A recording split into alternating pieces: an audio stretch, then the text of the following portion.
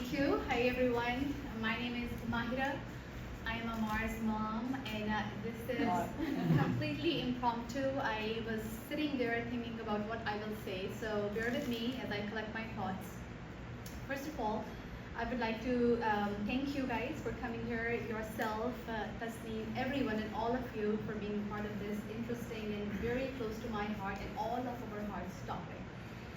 I agree with you, the name at the intersection, it's so profound because it opens up the opportunities for all of us to reach beyond different ethnicities, different groups, and to do so much. So I think we should always remember that, like, what is the purpose of this collective effort here is. Second, to your point, Tasneem, about having youth engaged, I think it's such a phenomenal effort from all of the folks who spoke here. Because what is our youth busy about these days? College applications, getting good grades, future. But we forget in the middle of everything that we are doing that we actually are, and now I'm going to take it back to us as parents, that we are raising our future generation. So as a parent, we have a responsibility to guide our youth to pay attention to the things that they are morally responsible for when they have been given an opportunity of life on earth. So that's how I think, and that's how I like to guide my children, their friends, as well as I also like to give kudos because when they realized, they picked it up and they ran with it. So that is something I wanted to call out. The other thing is that we are talking about youth, so I just thought of an idea or a thought after listening to yourself that I would like to address this to people who are my generation, people who are in the parent group, people who are a little bit older, not senior citizens yet, because I feel like that pretty much, so there's two things. Pretty much everybody I come across, so well, given I do like to surround myself with like-minded people, so they do realize the importance of topics like climate change and the things that are happening, but they do feel like that they do not have enough power in their hand, and there is a mental block. That's what that's I think the best word that I could come across.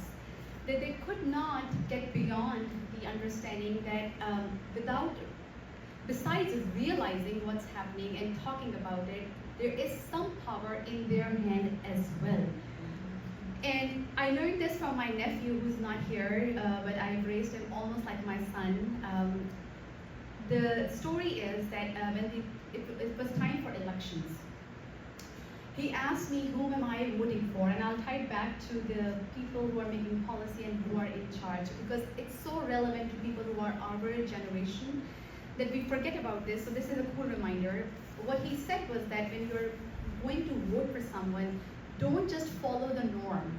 Don't just follow the wave of the state that you're living in. Pay attention to your actions. Pay attention to the people you're going to select.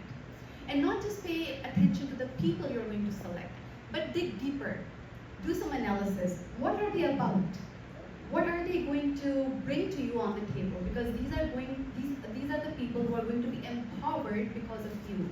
And that is a mental block I would like to address, going back to what I said earlier, for people who are, and as people in tech, and people all about looking at the equity and RSUs and stock options. We are very much concerned about the government who will bring the best in terms of, and forgive me, I'm just going to be blunt, people who are the policy or the government who's going to be the best for the stock market, for the innovation, for the technology. But we almost always forget about, well, what about climate change? Okay, what about health policies? What about transportation? What about infrastructure? What about homelessness? And these are all the topics. Yes, there are issues, but there's issues with almost every topic for the world that we live in. But these are all the topics that we are responsible for. And as much as we are responsible for raising a good family and doing our part as parents, as brothers, sisters, good neighbors, siblings, daughter-in-law, father-in-law, mother-in-law, brother-in-law, aunties, uncles, and all, our fundamental responsibility is towards our town, our county, our state, and on a broader level to our planet. And we cannot take blind side to it and just ignore it for somebody else to come and do it for us. And also not to put that responsibility on our youth, because you guys are the future. Okay, now what? We have to build our career, we have to build our lives, and then you are.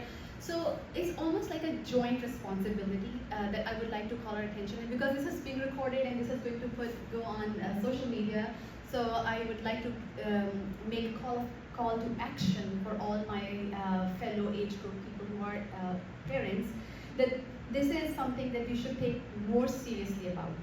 The second thing is that I completely agree. I am a believer in charity begins at home. Micro steps, small actions, they all add up to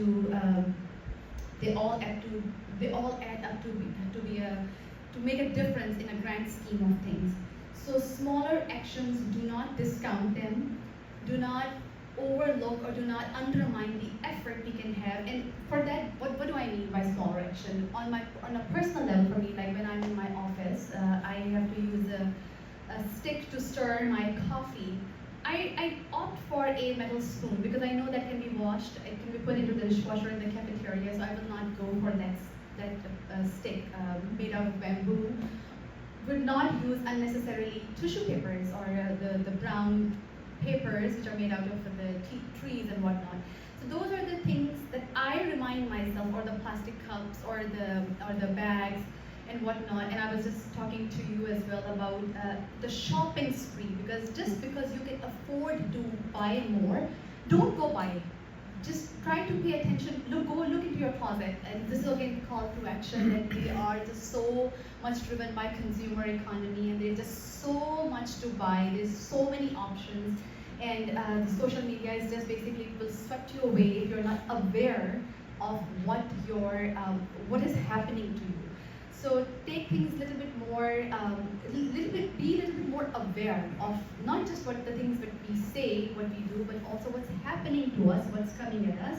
And again, charity begins at home. Those small actions will add up to, at least we will feel good that we are doing the part and we are fulfilling our responsibility.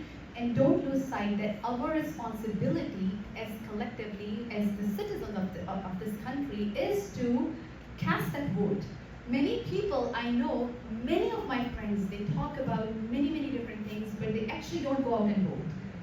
So we don't exercise our power, and that the ones who are exercising their power, they're doing it from a place of ignorance. So be more aware, be more socially informed, talk about it, discuss it with people, spread awareness, educate yourself, and be responsible, take accountability, and then just don't complain that, yes, policy will change when we take that effort, and at least we would know, even if it doesn't change, because things take time, at least you would feel that you have done your part and you have contributed to a bigger cause, and it will come true. And lastly, I have to say one more thing, because this is at the intersection and we have done different series on different topics as well.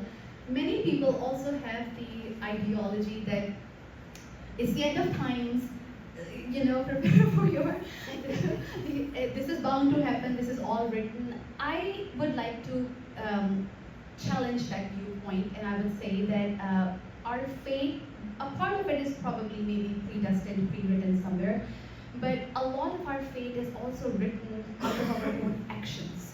So, and people who are believers in God, God help those who help themselves. So help yourself, and things will change for the good. And that's all. Thank you.